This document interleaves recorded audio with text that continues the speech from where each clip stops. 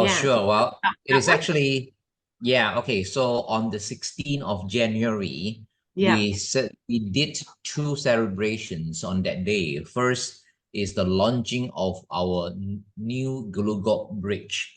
Okay, so if you've been to our center before, the first thing that you will walk past or walk in the center is to walk through a old we call Gulugok Bridge. And the Gulugok Bridge was the very first structure that we built in for BSBCC in 2009 by the rally volunteers. And at the times, we have no money at all. And then, but we got a plan, we got a blueprint to build up the entire center.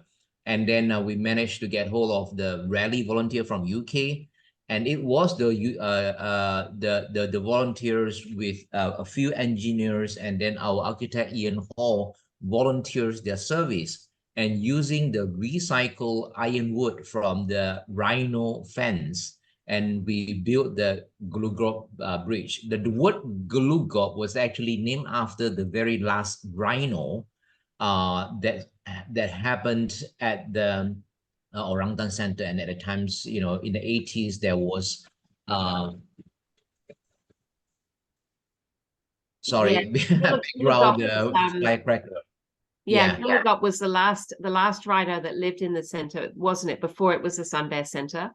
If you want to yes, read yes, about that, there's a whole story in Saving Sun Bears about the rhino enclosure, isn't there? But yeah, yeah, it's good to see it named after Gilligot.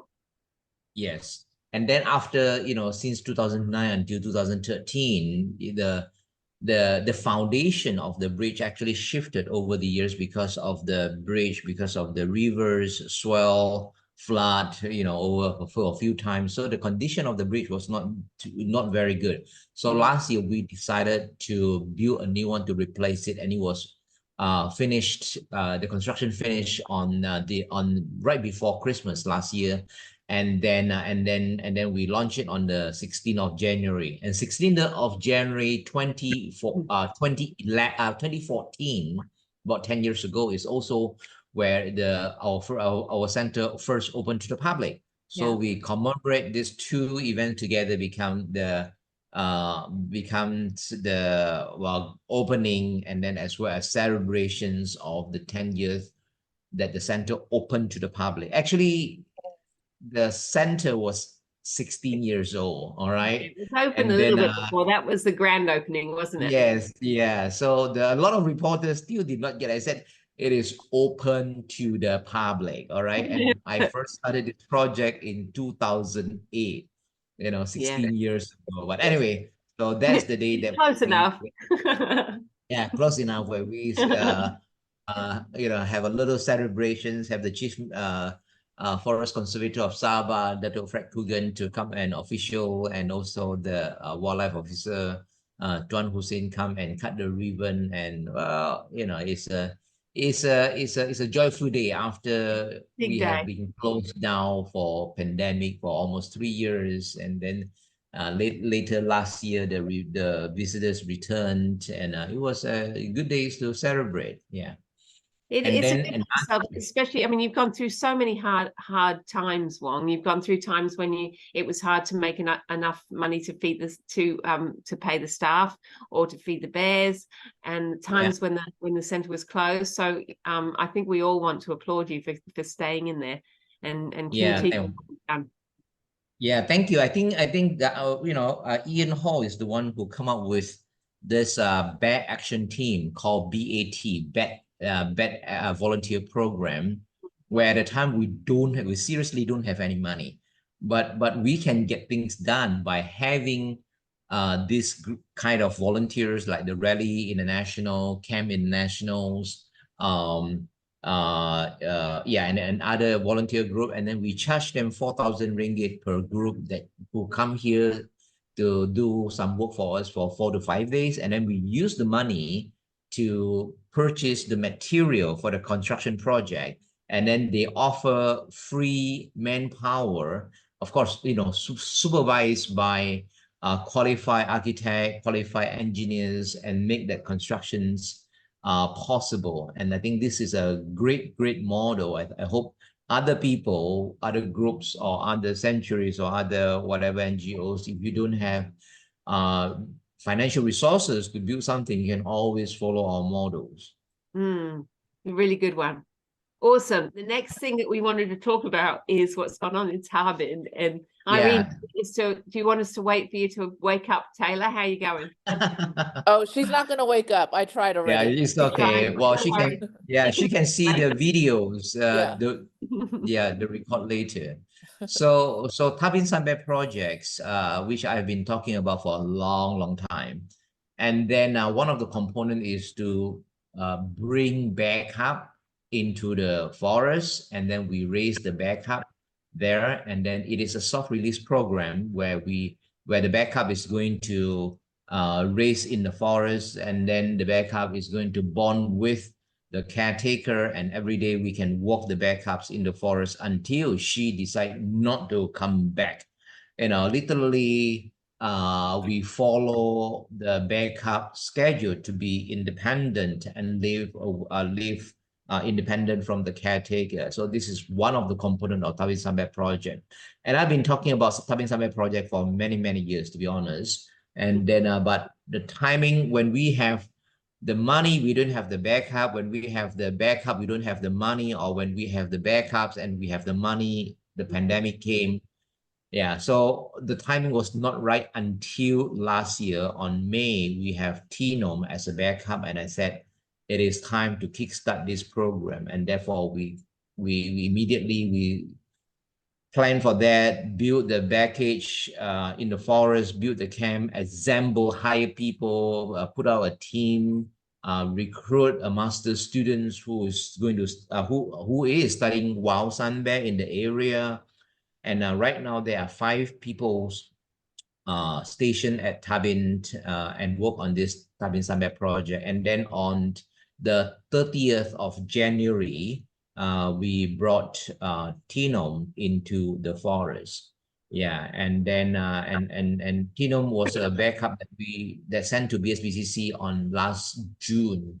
Although she's a little bit big, but I think hopefully she's still manageable. And so far, she was in the forest on the 30th of January, and then so every day I was there for a few days, and then after that, it's our team that working with her, and then so far so good. So we're very promising. I think soon she can start walking.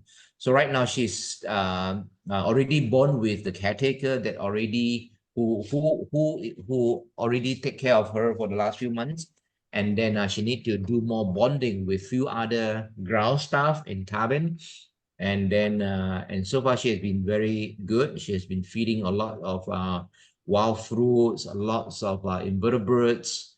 And then when I was there, actually, I have a video of her feeding on a big millipedes. It's a little bit graphic.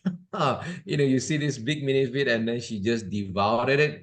And I'm not sure whether should I posted it or not. Maybe I got a video of me, of the millipedes, which I'll post that online, but I'm not sure I should post that millipede that was eaten alive by. So got a collar on. Is that because she's spending time out?